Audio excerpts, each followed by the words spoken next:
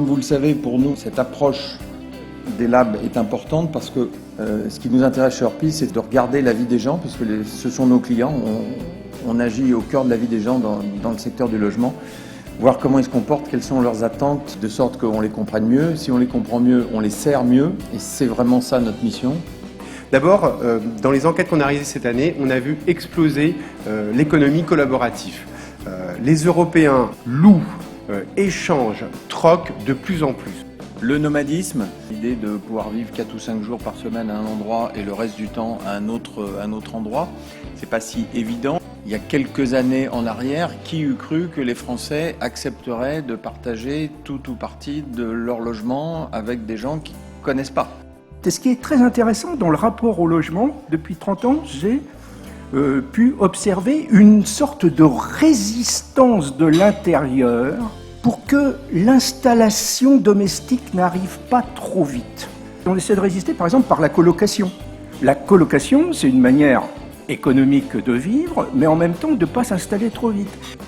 J'ai actuellement une maison à vendre qui fait 150 mètres carrés, qui initialement avait été conçue après-guerre pour 2 familles italiennes. Pendant 30 ans, on n'arrivait pas à vendre ces maisons-là. Et bien aujourd'hui, c'est reparti. C'est parfait, il y a 2 cuisines, il y a tout en double, il y a un escalier qui dessert. Et là, notre client cible à ce jour est un client investisseur particulièrement destiné sur la colocation. Pourquoi? Parce qu'il va pouvoir faire 2 appartements dans lesquels il va louer des chambres avec des espaces de vie communs. Nos clients, qui plus est lorsqu'ils sont jeunes, aiment partager. Partager une cuisine, partager un jardin avec leurs amis le week-end et partager aussi leur logement dans un circuit mental qui est beaucoup plus convivial, amical. On a envie de partager plein de choses. L'autre tendance aussi qu'on voit, j'ai envie de dire, c'est celle du blurring. Vous savez, ce qu'on appelle le blurring, c'est de plus en plus, finalement, une frontière de plus en plus tenue entre le travail et le professionnel. Et vous allez voir que ça a aussi un impact aujourd'hui sur leurs attentes dans le domaine de l'immobilier. Le nomadisme fait qu'on travaille avec son ordinateur à la maison 1 jour par semaine, une demi-journée par semaine. Et on transforme les logements. Dans les appartements, on transforme des dressings en mini-bureaux. Ça, c'est classique. Le troisième phénomène, c'est des phénomènes qui sont beaucoup plus lourds mais assez importants aussi, c'est ce qu'on voit aujourd'hui auprès des personnes âgées. On a des personnes âgées qui aujourd'hui veulent de plus en plus rester chez elles. Donc il y a beaucoup d'attentes sur cet âge où on arrive à la retraite, il y a beaucoup d'attentes en termes de plaisir, il y a beaucoup d'attentes pour rester le plus longtemps possible chez soi dans de meilleures conditions. Et enfin, un dernier phénomène que je voulais souligner avec vous, c'est celui de l'expatriation. L'expatriation, c'est un phénomène qui intéresse de plus en plus les Français, alors bien sûr essentiellement les jeunes, et tout ça, ça modifie aussi très fortement leurs attentes, leurs usages en termes d'immobilier. Tous ces phénomènes-là expliquent aujourd'hui et sont, j'ai envie de dire, concentrés dans cette enquête, et c'est pour ça qu'elle nous a semblé très intéressante. C'est un très bon résumé de ce qui se passe aujourd'hui dans l'ensemble de la population française.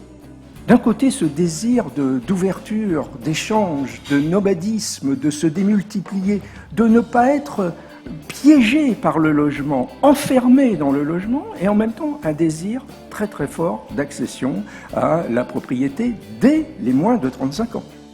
Il y a quelques années, ça nous faisait sourire que lorsqu'elles sont apparues, c'était toutes les émissions du style déco, etc.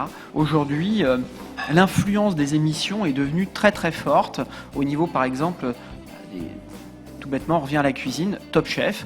Aujourd'hui, on nous demande des cuisines avec la possibilité de faire un îlot central.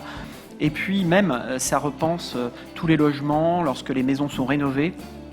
Lorsque l'entrepreneur vient, on lui demande souvent un îlot central et la cuisine devient un espace de vie et non pas un espace de préparation.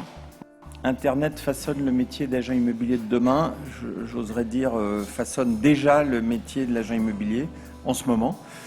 Il y a la place pour nous entre tradition et savoir-faire métier et innovation. On est convaincu que l'outil ne doit pas être ignoré, mais qu'avec l'outil, il y a du savoir-faire.